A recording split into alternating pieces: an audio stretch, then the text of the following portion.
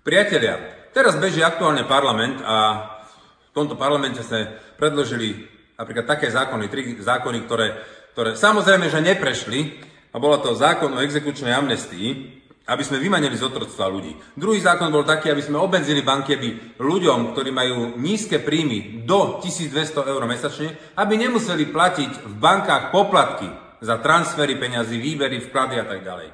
A potom sme tretí zákon navrhli taký, aby sme proste chránili našich zamestnancov, aby neboli vyhadzovaní a nahradzovaní cez agentúry rôznymi Srbmi alebo Ukrajincami. Samozrejme, že ani jeden z tých zákonov neprešiel. Prečo? Lebo vládna koalícia na čele so Smerom a SNS Andrejom Dankom tieto návrhy nepodporili, lebo oni kašľú na ľudí. A zrazu si pozriem, teraz sa tu objavil materiál, že ideme robiť vojenskú prehliadku pri príležitosti 75.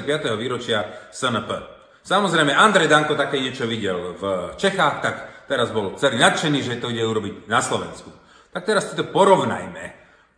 V Čechách bolo tiež okolo 280 kusov techniky, na Slovensku má byť tiež a v materiáli stojí, že to má stať 10 miliónov eur.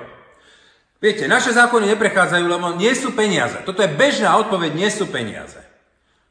A zrazu na prehliadku 10 miliónov Andrej Danko okamžite nájde. 10 miliónov. A viete, čo stála tá istá prehliadka? S tým istým počtom techniky v Čechách 1 milión. A Andrej Danko ide urobiť prehliadku za 10 miliónov eur. Priatelia, áno, máme tu Roberta Fica. So svojou minulosťou. Všetci o tom vieme.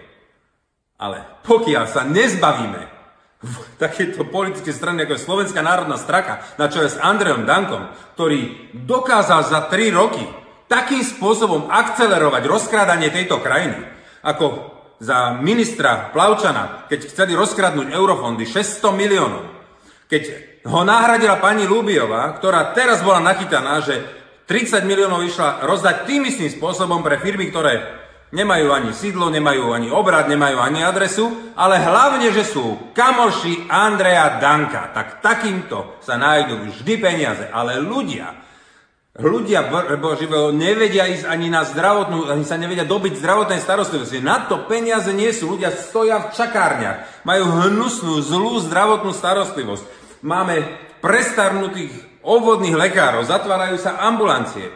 Nie sú na nič peniaze, ale na kradnutie, rozkrádanie tohto štátu pre pucipajtášov Andreja Danka, na to je dosť. Pokiaľ sa takýchto ľudí, ako je Andrej Danko, nezbavíme a takýchto strán politických, tak tu nikdy nebude lepšie.